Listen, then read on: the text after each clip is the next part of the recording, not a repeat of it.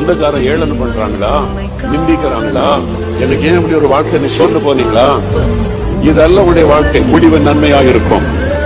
யோபுடைய முடிவை குறித்து வேதம் சொல்லுகிறது 2 மடங்கு ஆசீர்வாதம். வியாதி எல்லாம் போய்விட்டது, கட்டுகள் எல்லாம் அறுக்கப்பட்டு விட்டது, இழந்து போன எல்லாவற்றையும் ஆண்டவர் 2 மடங்காய் திரும்ப கொடுத்து விட்டார். அதே ஊரில் மறுபடியும் தலை நிமிர்ந்து நடக்க பண்ணினார்.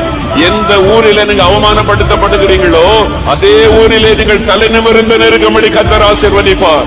எந்த பகுதியில நீங்கள் ஒதுக்கப்பட்டு நீங்கள் புறக்கணிக்கப்பட்டு நிந்திக்கப்படுகிறீங்களோ அதே மக்கள் மத்தியில நீங்கள் தலை நிமிர்ந்து நெருக்கமடி கர்த்தர் ஆசீர்வதிப்பார். கை மீறி போனதெல்லாம் உம் கரத்தால் சாத்தியமே. என் கரம் தவறியே இழந்ததெல்லாம் உம் கரம் தவறாமல் நீட்டிடுமே.